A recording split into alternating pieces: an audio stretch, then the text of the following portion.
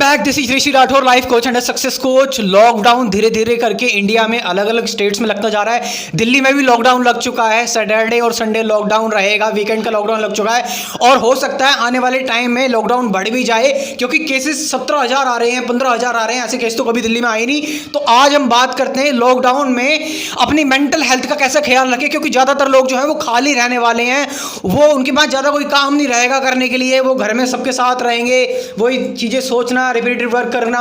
तो हम कैसे अपनी मेंटल हेल्थ का ख्याल रखें लॉकडाउन के अंदर। जो सबसे बड़ी प्रॉब्लम होती है, सबसे बड़ी समस्या आती है, वो ये आती है ओवर थिंकिंग को लेकर। लोग ओवर थिंकिंग करना स्टार्ट कर देते हैं। लोग बहुत ज़्यादा परेशान हो जाते हैं, किसी चीज़ को लेकर बहुत ज़्यादा सोचने लग जाते हैं। उनसे कोई कुछ कह देता है, उस चीज़ को विलट करते करते करते करते करते सोच में पढ़ते जाते एक अनएंडिंग लूप क्रिएट हो जाता है। इस वजह से ओवर थिंकिंग से लोग बाहर नहीं आ पाते। और मेरा यकीन मानिए, अगर आप ये स्टेप्स फॉलो करेंगे ओवर थिंकिंग को डील करने के, आप देखेंगे कि इफेक्ट नजर आएंगे आपको। आप ओवर थिंकिंग को बहुत आसानी से डील कर पाएंगे। जब आपको लगेगा कि यार पहले तो मैं इतना ज़्यादा परेशान होता था ओवर थिंकिंग से, लेकिन अब तो मुझे कुछ नहीं लग रहा, तो मैं आपको कुछ ऐसे इंपॉर्टेंट पॉइंट्स बताने वाला हूँ। इतनी प्रैक्टिकल, साइंटिफिक, साइकोलॉजिकल मैं आपको पॉइंट्स बताने वाला हूँ। सबसे पहला पॉइंट है कि जब भी आपको लगे कि आप ओवर थिंकिंग कर रहे हैं, आपको लग रहा है कि मैं किसी चीज़ के बारे में बहुत ज़्यादा ही सोचता जा रहा हूँ और मेरी एंजाइटी भी बढ़ती जा रही है, तो उस टाइम आपको क्या करना है, अपने आप को डिस्ट्रैक्ट करना है। आपको कोई फनी चीज़ करनी है, आपको कोई हॉबी अपनी जो भी आप चीज़ को पसंद है, जो चीज़ आपको अच्छी लगती है करने में, लाइक आप वॉक कर सकते हैं, एक्सरसाइज कर सकते हैं, गेम खेल सकते हैं, जो कुछ भी आप करना चाहते हैं, बस आपको अपने आप को डिस्ट्रैक्ट करना है कुछ घंटों के लिए जब भी आप ओवर थिंकिंग में फंस जाएं। तो पहली चीज़ ये है कि आपको अपने आप को डिस्ट्रैक्ट करना है।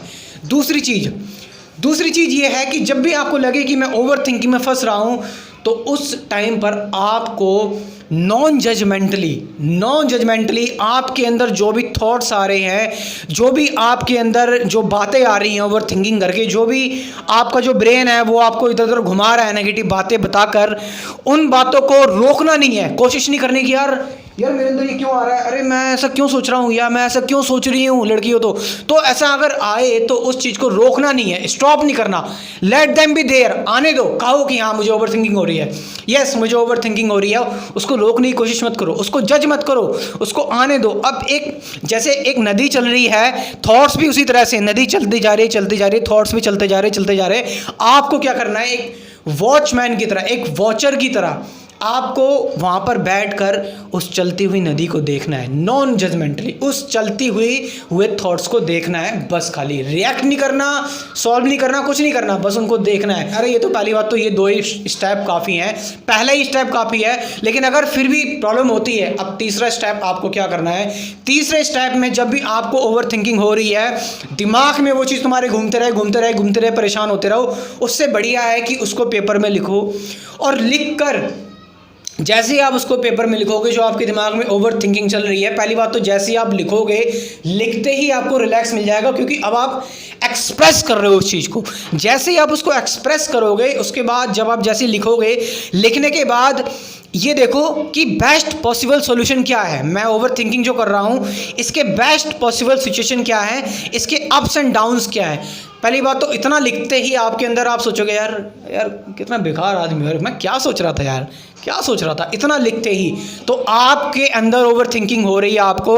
तो उन थॉट्स को लिखो, पेपर पर लिखो, दिमाग में ही मत घुमाते रहो, पेपर पे लिखते ही आपको पिक्चर क्लियर हो जाएगी।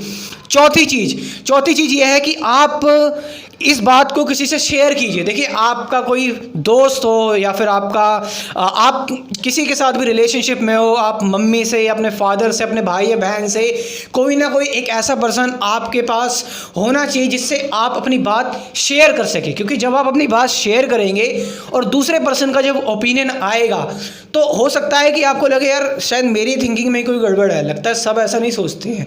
तो किसी और का पर्सपेक्टिव भी अगर हम लेते हैं तो उससे भी हमें हेल्प मिलती है।